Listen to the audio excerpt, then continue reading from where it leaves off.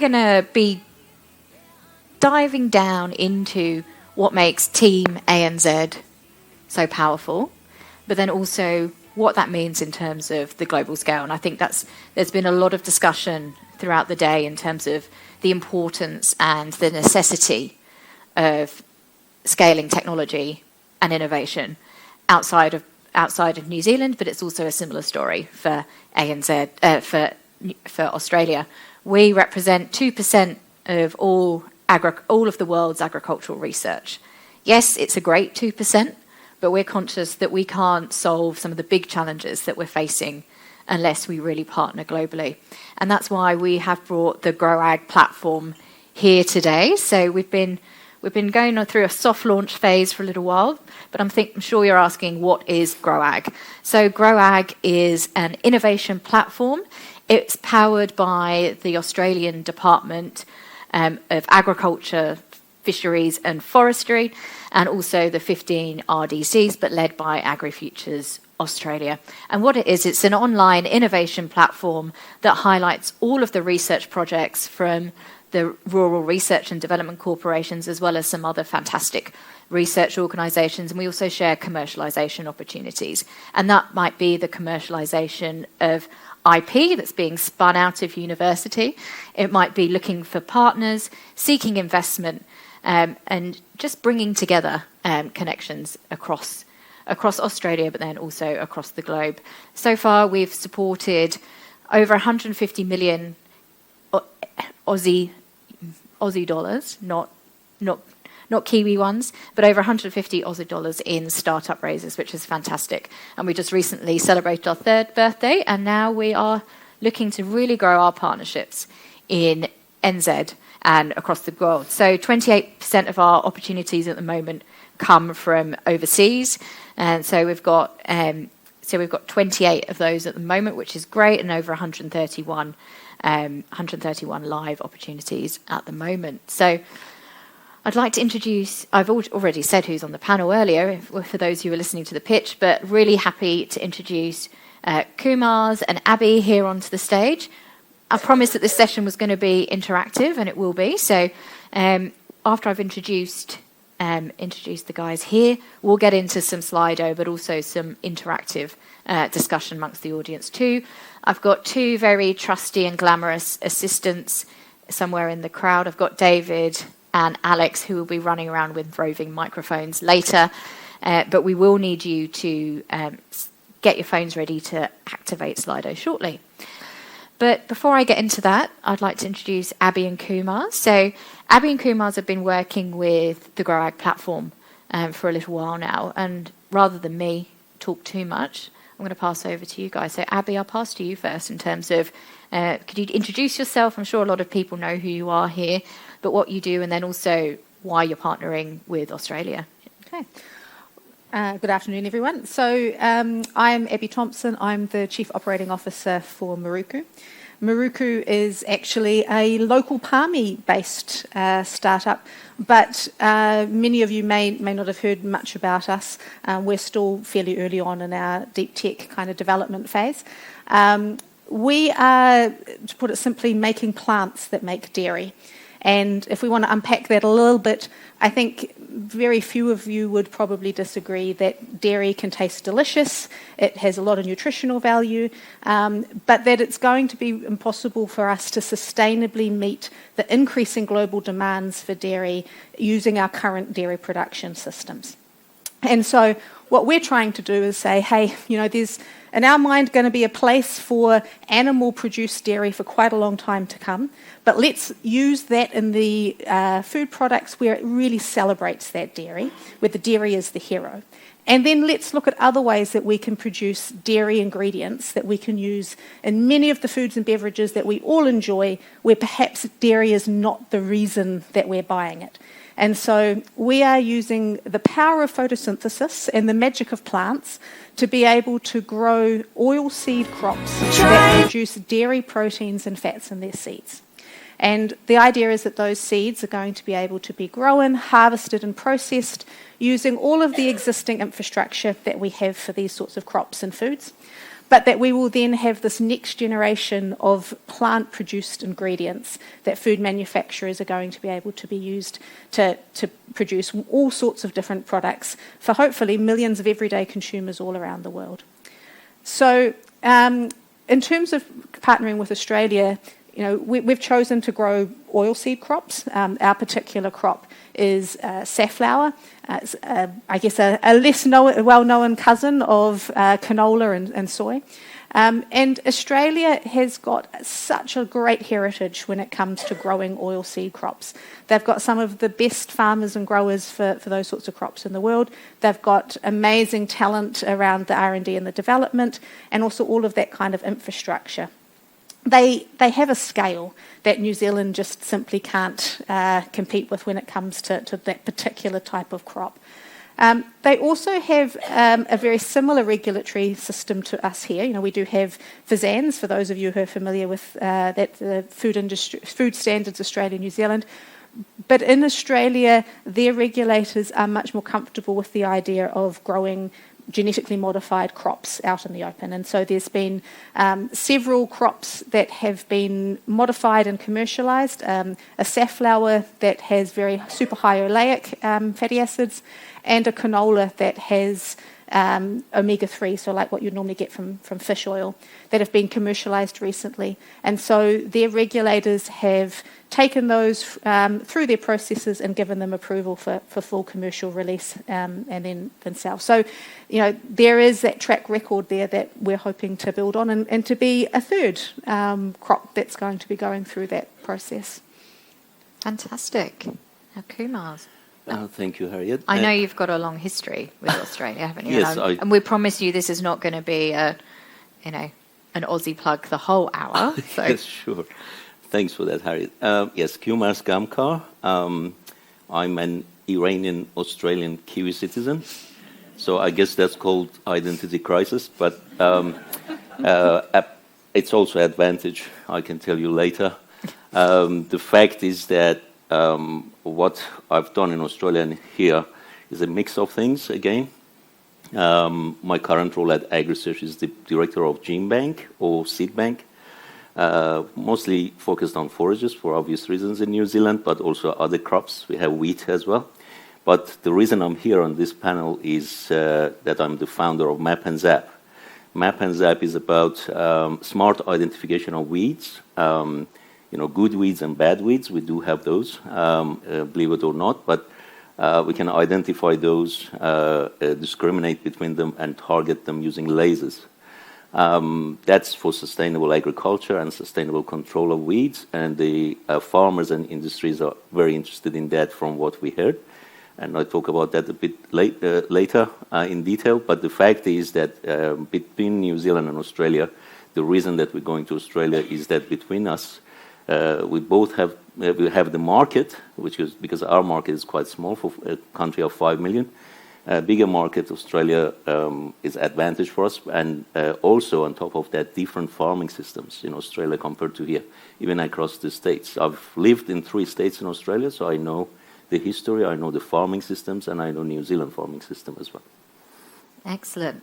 Now, we've got the QR code up on the screen. It's very bright, but I can see some phones being held up, which is great. So give a little minute for everyone to join and sign on using the code there. Just before we do that, though, I'm just keen to understand, Kioumars, you made a comment to me earlier around considering overseas markets, and you had a comment from a potential investor that Australia maybe was not the right place to expand into first. Mm-hmm. Don't know if would you be able to touch on that a little bit more? Yes, I mean, investors are different and they all right, I would say. But the fact is, I'm not trying to be politically correct, but the fact is that they're right when you talk to them. But from my point of view, yes, if you need to go to Australia and you just want to discover the market, you want to just learn about it, that's different. But for me, who lived in Australia for almost 20 years, and worked there in different states, you do have the market intelligence. So it's going to save you a lot of time from that point of view. We also have done visits with support from Callaghan Innovation and collaboration with AgriFutures, going to evokeAG conference and things like that. We've had opportunities to go to different environments, different farms, different farming systems. So we do have that market intelligence. We do have that collaboration. I know the research and innovation environment, and that helps. When you have that network already, then you can save time and get into the market earlier. So from that point of view, you mentioned, if you want to go to a big market from a small market, well, maybe you just jump directly to the USA for some people. But I guess in our case, and given the needs in Australia and New Zealand, which are quite similar but for different farming systems, I would go through Australia, and it's a no-brainer for me. Excellent. Right. We've got... Everyone should have joined up with the QR code. If you haven't, it's there. But we've got a question now, and it should come up on your screen. So have you considered or launched in an overseas market? And if so, which market?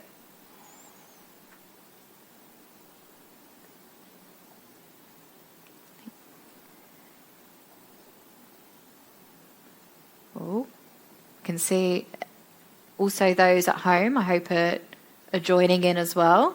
Okay, so Australia's popular at the moment.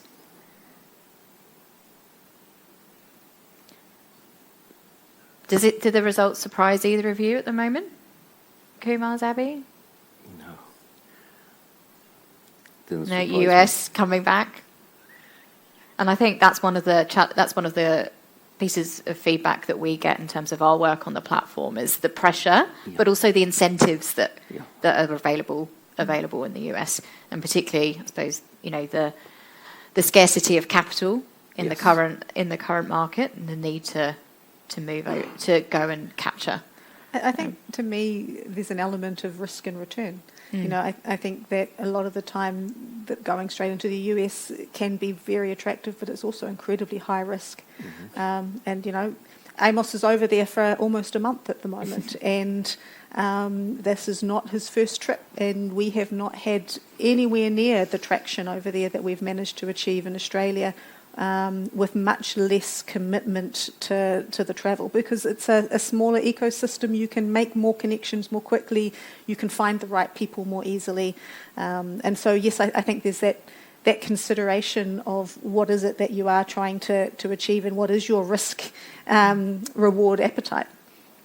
Now, I've said I had glamorous assistants, and I'm going to throw to the audience quickly. I'm interested in the Singapore piece. Has anyone here launched in Singapore? And I'm curious to know what you launched and why Singapore. That must be someone online then. Or is it a considering launching? Yeah, or considered. Or if someone has an other market. Everyone's very shy. They're at the back.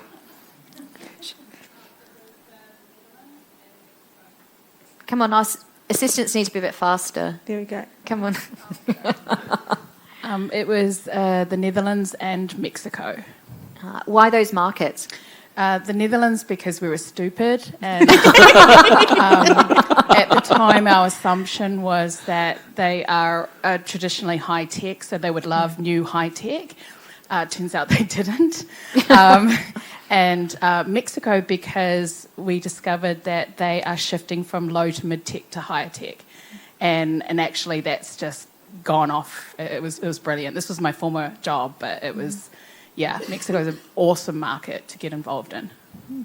Interesting. I did not think that Mexico would come up in our conversation today. Right, we're going to jump ahead now to our second Slido question. So, would you consider launching in Australia first? No?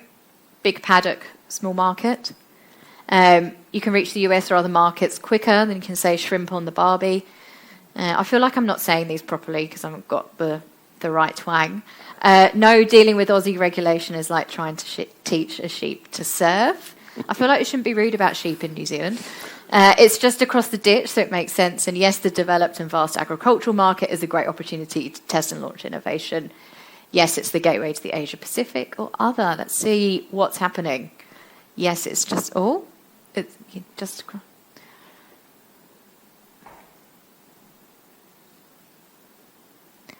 It's coming back, that first one.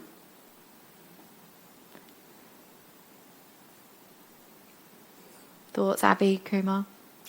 It's mostly yes, right? It makes sense. I do think, though, there's always those case-by-case things. There will be certain things that it is the obvious and certain things where it may well not be. Do we think that, I'm interested, we talk about gateway to the Asia Pacific. Do you think the Asia Pacific perceives us as being that gateway? Probably not. No, I think that's something that we talk to ourselves about. Well, I think you start with New Zealand, Australia, prove yourself, and then you get there later. But yeah. I mean, I do think that there is this interesting tension, though, between if your market is, if you know where you're going and your market is Asia, that actually what you prove out in New Zealand and Australia may not be the thing that is actually going to work in that market. And so I do think there is a need for that thoughtful consideration of what it is you're trying to prove and why and where the most appropriate places are. Because ultimately, I mean, we all hear you need to be working from your consumer back. And so if your ultimate consumer is absolutely an urban Asian city somewhere there, then I would suggest that may well not be the appropriate sort of gateway. But From the map and ZAP point of view, of course, we're looking at Asia in the future, but it depends on the crop. Yes. So with the farming systems that you have to prove and establish the business here in New Zealand and Australia, of course the Asian market is bigger, but it depends on your crop. So if you're focusing on crops of interest in this part of the world, you have to focus here. But of course we have a view to the Asian market in the future, but for different crop. So that's coming later. Excellent. Thank you. Right. Everyone's got to stand up now. we have to stand up. You can you can stand up too if you want. There we go. Oh, I better stand up as well now. So I need you to. Is everyone standing? They are. Very compliant audience. Thank you. So I'd like you to stay standing up if your organisation has sought out a partnership on a global scale. Somewhere else than in New Zealand. Yep. Yeah. So an international partnership of any kind. Right. You get to stay standing up. Marie, stand up. Stay standing up if that partnership was in the Asia Pacific. So a few sitting down. Oh, I should sit down. Now, sit down. You can sit down. Oh, stay standing up. Sorry, if your partnership. Asia Pacific, not just. Oh, yeah, you've got to stand for this I thought bit. you were saying Asia. No, well, Asia Pacific. Yeah, next bit. You'll be ruining the punchline. Yeah. So stay standing up if that partnership. To the end. Yes, thank you. Now you two need to be compliant. Yeah. Now stay standing up if that partnership was in Australia or looking to be in Australia. Excellent. So we've got our roving mics. They're not looking. Alex, you need to hurry up. Come on. They're not very good, these ones. I feel like I should have brought some different people with me.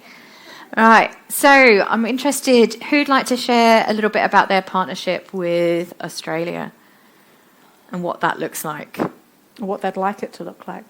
Lady in blue. He's coming slowly. Yeah, slowly. We need you on electric scooters. Let's hope it doesn't take that long to commercialise. So we've got a professor at University of Queensland who's asked us to send our wall blocks over so that they can trial them in their greenhouse systems. And we've also been asked to go and speak at LAMX over there and visit greenhouses so we can arrange some trials. Fantastic. Well, you'll have to come to Brisbane next year. Shameless plug in terms of evokeAG is heading to Brisbane next year on the 18th and 19th of February. So early bird tickets on sale, but that's really exciting, and we're partnering with UQ. But no, that sounds great, and it sounds like you're heading to Adelaide then for LAMX. Definitely. Very cool. And I should add, those came up after we went on the growAG site as well. So Excellent. Useful. Super. Anyone else who was just standing up? That gentleman just behind? I did that for the timing. Yep. So I really, I'm well connected to what Kioumars said, dependent on the crop. So we depended on something. My experience, we started in New Zealand. Like we started globally, but started in New Zealand. And there are things like if you are needing of connectivity as part of your solution, but it's not the main, so we better start in New Zealand. It's better here. On the other hand, if you need some government support, immediately go to Australia. So we've established a local entity only end of last year, and it's too many years too late. Because now we understand this advantage of having it. We always try to run away from it, additional tax issues and so on and so forth. But I think that's a great, great advantage. And don't ever forget the good things that you still have in New Zealand. The market will be there. We'll make much more money in Australia. But there are still very, very good things here in New Zealand. Don't close the New Zealand entity, even though it's 15% GST, or it's higher. But other than that. And can I ask what state you chose to launch in? And was there a decision around whereabouts? Because I know, obviously, for us, federal system and some states have greater incentives than others. Victoria, by far. Okay, we also managed to bring something from Western Australia, but I must say I was never really asked about where is the entity located. I was able to offer or to be a candidate only if I had a local entity in Australia, which I couldn't, I couldn't access without it. So I really, really encourage everyone to think about it sooner than later. I mean, adding on to that, that's something we have been astonished by, the amount of regional or state support that there is available. And so, we are registered at the moment in Queensland, and, there are R&D co-funding arrangements of a minimum of 50% from government for you. But if you happen to be based in regional Queensland, 70% of your R&D for the project will be paid by the government, and only 30% by you as the company. Now, we haven't taken that up at this stage. We're not in regional Queensland, but it blew my mind, the support that was there. Similar arrangements in other states as well. Yeah. I mean, we haven't really gone and established in Australia yet, but from experience working in Australia in the past, the beauty of Australia is the competition between states, so you can take advantage of that as well. Well, that was a perfect segue into my next question, and this is for you, Abby, and it's about how you actually approach the Australian market, and what research did you need to do, which stakeholders did you engage, and how did you make sure from a launch perspective that it was going to be successful? Well, we haven't launched yet, and so we don't know if it's going to be successful, so fingers crossed. I think that for us it was very much a case of networks to start with. One of the things we knew we were interested in oilseed crops, and so both the United States and Australia have got a lot of expertise there. And so we spent quite a bit of time looking at the different organisations within each country, what they had done, what kinds of crops they were working with. When we spoke to regulators, we decided that we liked the safflower crop, and then so when it came down to talking amongst people who had experience with working with safflower, everyone in the States initially was like, oh, we can definitely do this for you. And then they kind of said, but actually, if you really want the world's best safflower transformation guys, they're actually in Australia. And it was really useful for us to have that sort of cohesive feedback that actually there was this team that was amongst the best in the world in Australia, just over there. And then, again, from the regulatory perspective, we spoke with regulators in many areas as well, and we really enjoyed the conversations we had with the Australian regulators. I thought it was interesting that on the Slido there were some people who were talking about, the regulations and the surfing sheep being a real problem. For us, we have been really pleasantly surprised so far, touch wood, with our engagement with regulators over there and how proactive and supportive they have been. Obviously, the proof will be in the pudding when we actually submit our dossiers, but so far that's been really encouraging.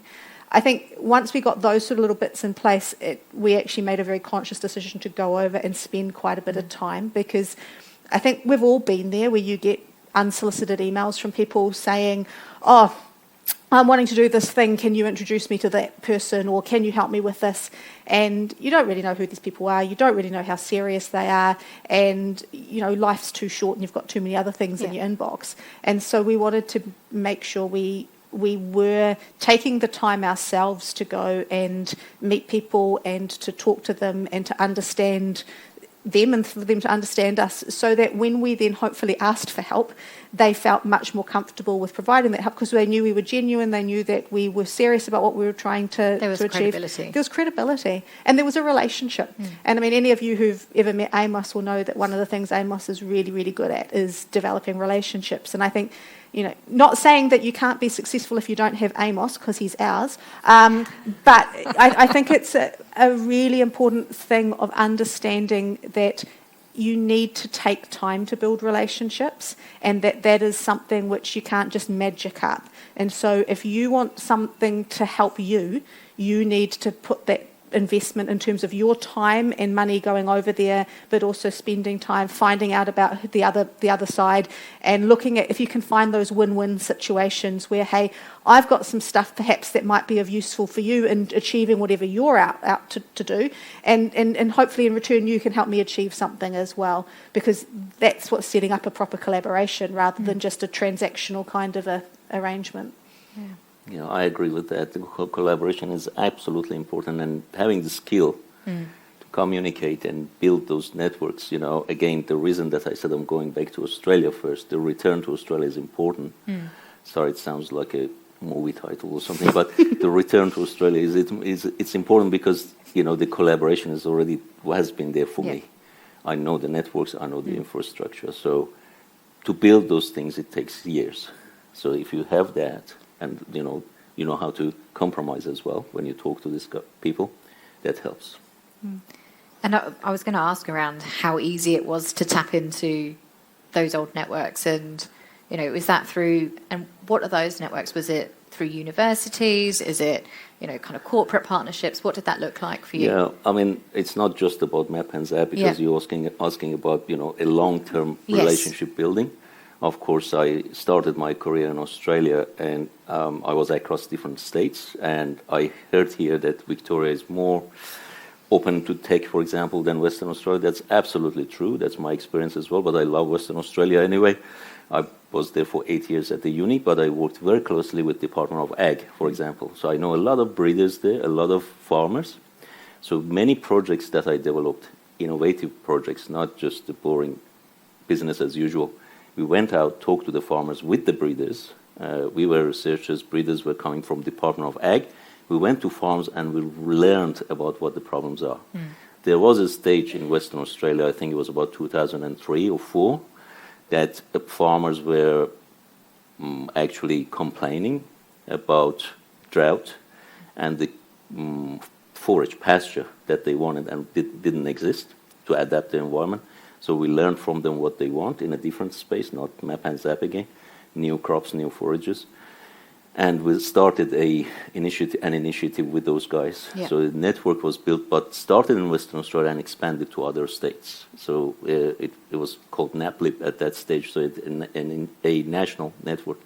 So you build that over years, and then I moved to Victoria, worked with Agriculture Victoria, which was being established then, and at AgriBio, which was again linked to La Trobe University, working there for 4 years, establishing the principles of agri-tech, using technology and new sensors for measuring plants.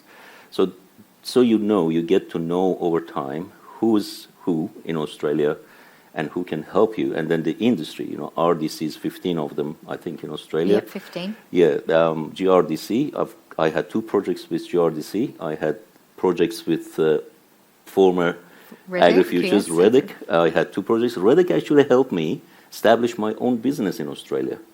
Completely different to Map and Zap, but I had a business for the first time in my life in Australia, and Reddick supported me to do that because they said, we want you to do this. I said, well, I have another job, and my boss doesn't let me do that. They said, why don't you establish a company? I said, okay. And that was my first company in Australia, working with Reddick, and then I was connected to universities. I was connected to people who provided the labs and infrastructure. That's how you build this. So it's easier for me to go back to those guys now and say, here's the tech, and we talk to them, and get reconnected. Yeah. And you both talked about regulation. I'm going to kind of just mention elephant in the room, both of you involved in gene editing modification. EU, what does that mean for both of you kind of long term? Is that something that, in terms of your area of tech, is it ever going to be on the horizon, or is it something in the EU? EU. Well, interestingly enough, a number of the food manufacturers who could be potential customers of ours that we've been speaking to are in the EU. And they have the very clear perspective that, you know what, the world is a changing place, and if the EU is going to manage to hit the emissions targets that it has set for itself, that are fairly ambitious in a lot of spaces, they believe that they're going to have to accept some compromises around the gene editing, genetic technologies space. Ultimately, our position is we will wait and see, where we're not focusing or relying on that as a market, but we're happy to talk to those customers as a pipeline for out there. At the moment, obviously, with the States, Canada, South America and Central America, Australia and parts of Asia, we believe there's a big enough space for us to play, even if it doesn't change. Well, I'm not sure if I'm the best person to comment on that, but I think it's inevitable that with gene editing things have to happen. I think they are happening in the EU already, but I mean, UK is, of course, a different story, but they're initiating it, and it's coming. You know, the fact is that big companies like Bayer are also promoting that, and I mean, in principle, it's safer than genetic modification in general. So I think it's inevitable, it's going to happen, and it should happen. Yeah. Agree. Right. We're going to... Conscious we got the kind of post-lunch slot, so going to get everyone connecting a little bit more in the room. So we've got a nice little bit of space at the side of the room, but also conscious that if there's some little group, you know, if there's a little huddle of you already, what I'd like you to do is form groups of 4 or 5 people that you don't know. Introduce yourself and share what it is that you do. Discuss any experience that you have with expanding your organisational partnerships globally. And then consider how you can leverage your connections or networks with one another to support that or drive success for your organisation, your business, or agriculture as a whole. So I'm going to give everyone about 5 or so minutes to start discussing that. We'll see how we're going around the room. I've got my little helpers wandering around so they can see how we're doing. What I will ask, though, is that at the end of that time, we will be asking a few people to share in terms of a little bit around the connections that they've discovered as part of this discussion, and also any key takeouts with regards to that expansion globally. So, as we said, groups of 4 or 5, about 5 to 10 minutes, and then we'll share that insight with the rest of the room. Excellent. I'll get everyone to wind up now, and if you are keen to share, we've got David, who's still talking and not listening to me as usual. He's not listening at all. Well, no. We've got Alex with a microphone. David Lord. David's actually leading the group. I know, leading the conversation. The centres. Yeah. If you're keen to share, could you please put your hand up? I'm keen to hear about connections made and how that might supercharge your connections either between Australia, New Zealand, further afield. So we've got Alex and David with microphones. Oh, yep. Ariana with microphones. So, we've got the microphone here. Gentleman over there. Sweet. Hey, you guys. I'm Caleb. I work at Refib, which basically takes waste paper towels and uses that for building insulation. We're still a startup, so that's what I'm doing. So what some of the others are doing is like commercialization hubs. There's teaching, like education stuff, and some other startups like robotics and things as well. Yeah. And connections that you'll take from today? I probably need to get them to know a bit more, but there's some really interesting people here. Super. Have we got anyone else who'd like to share? There was lots of conversation. Or just down on the front. Jacinta.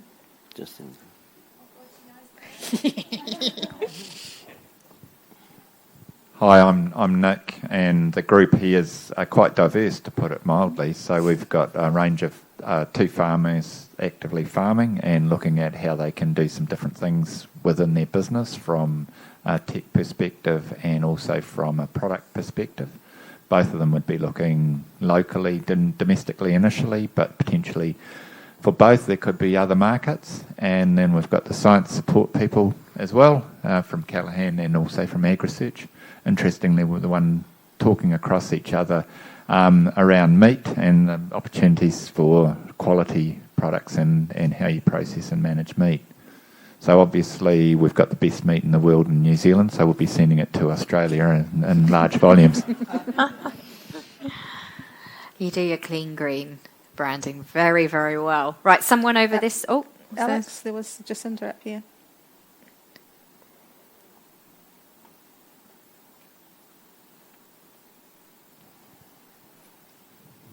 We had a mixture of agri-dome, agri-nutrients, risk insurance, and agri-marketing. And one of the things that stood out for me was there was a lot of collaboration of ideas mentioned, well, sharing ideas internationally so we can grow. And just within this group here, AgriDome is looking at featuring wool products, a great connection there. And agri-nutrients, I'll probably plumb her depths of knowledge about that later. Great connections between us. Awesome. Thank you for sharing, Jacinta. Is there anyone on the other side of the room? Brendan? Two mics, yeah. Two mics.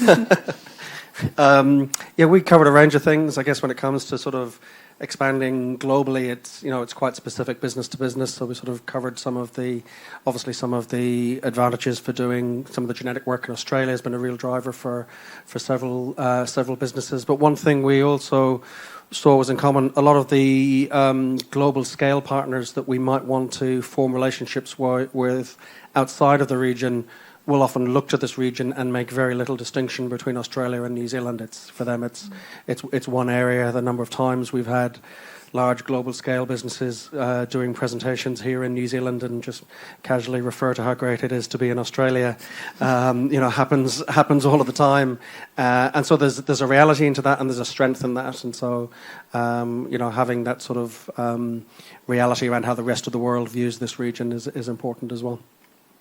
Yeah, that's a great point. I know the likes of someone like Innovate UK always make the most of, kind of hopping over the ditch between one and the other. Got time for one more. There was one lady over here.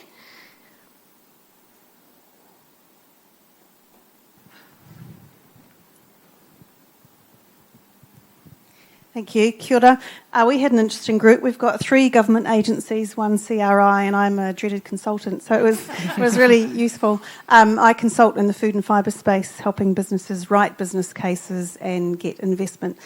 So we sort of quickly honed into a common issue about how difficult it is to access capital, which of course is something we've been talking about a lot, including access to government funds and the hard reality. We sort of posed a question, what can we do to fix that, access to capital? But the hard reality is until we change our government settings around the amount of funding available to incentivise and the ratios, and the hard reality that we don't compete with Australia, Israel, so many other, Singapore, other markets, we are going to see our startups and our established companies going offshore to do their R&D and to, access those ecosystems in terms of acceleration and incubation, because why wouldn't you? So that's sort of where we got to. Anything to add? Thank you. Amazing. Thank you. No, thanks, some great insights. Any points of reflection for you, Abby or Kioumars, in that? Nothing from me. That was quite comprehensive, I guess. Excellent. Right. So it's time to get back to Slido, and interested to understand from you, the audience, both in the room and online, what makes an international market attractive to land innovation?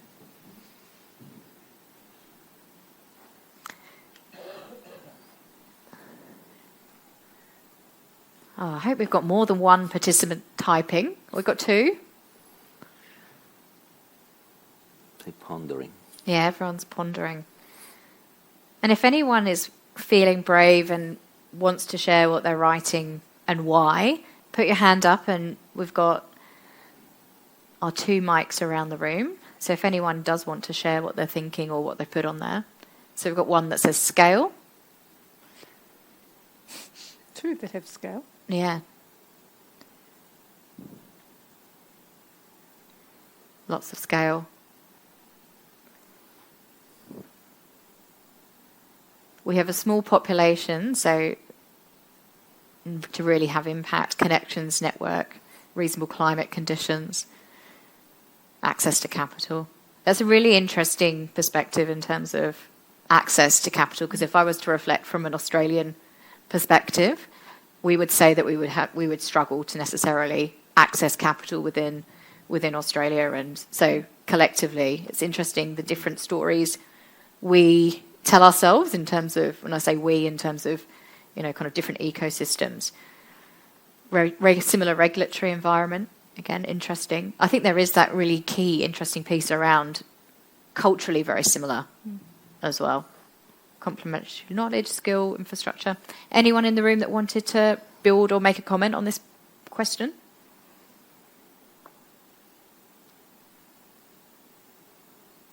No? They are shy, aren't they? They are, I know. Controlled environment, access to capital. Now, I'm really interested on this access to capital point, and I'll throw it to you two first, and maybe someone in the audience will be brave. When we talk about capital, it's a really interesting discussion, and quite often, I think we run the evokeAG event, and quite often we get the feedback that everyone always wants to talk about venture. But that's not the only source of capital. What is it that you're looking for in terms of capital perspective? Me first? Yeah, I'll go to you first. Well, I guess from Map and Zap point of view, I wouldn't hold my breath on Australia for access to capital. It's more of a testing bed. Yeah. And collaboration, building collaboration and proving the business. Because I think to get access to the real capital, you have to go to US or Europe or, those areas really. Because if you want to scale your business, if you want to have a small one, that's okay. You can stay and hope that you get capital here. But if you really want to expand and scale for different environments, different type of farms for Map and Zap, then you need to look at those regions of the world. The fact is that the markets here are still small collectively, but it's very good to prove your system and that it works in different environments, different conditions. Yeah, so it's capital plus. Yes. More partnerships, and when you have the partnerships, that proves your customer base and absolutely, commercialisation. And collectively approach to the capital. Yeah. There's an interesting comment that came in there in terms of following in footsteps, and in terms of other innovators who have been there before and sharing those networks. There's real impact, isn't there, in having those meaningful connections and warm introductions. Yeah, of course, unless if there is an initiative between the two governments to lift the game a little bit. And I think just on capital, we've been very fortunate that so far we've had 2 raises of just around $12 million total, and the vast majority of that has come from New Zealand. And so although there is, again, you talk about the narrative we tell ourselves that there isn't enough capital here, for us at least, New Zealand has been the most supportive VC community we could have wished for.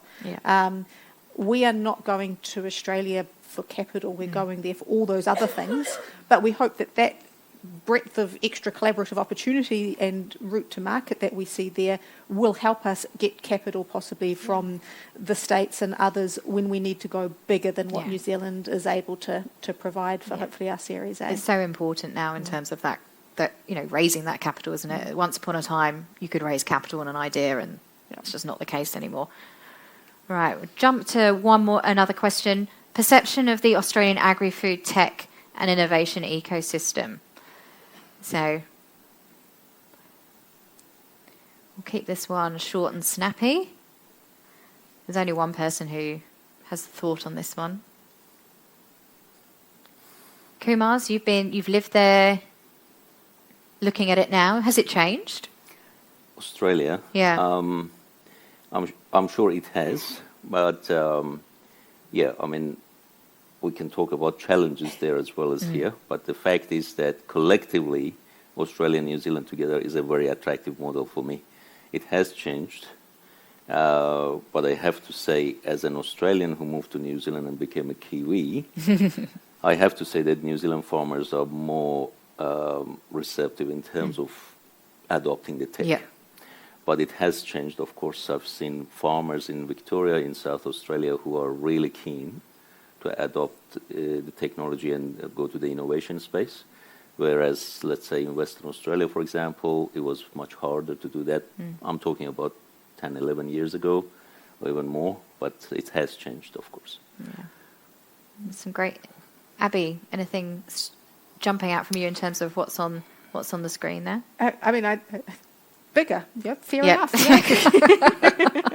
Yeah. Bigger isn't always better, though. No, and I know that, up there's some not so positive things as well, disjointed and that as well. And I think, there is always those bits that will work well and the bits that will not work so well.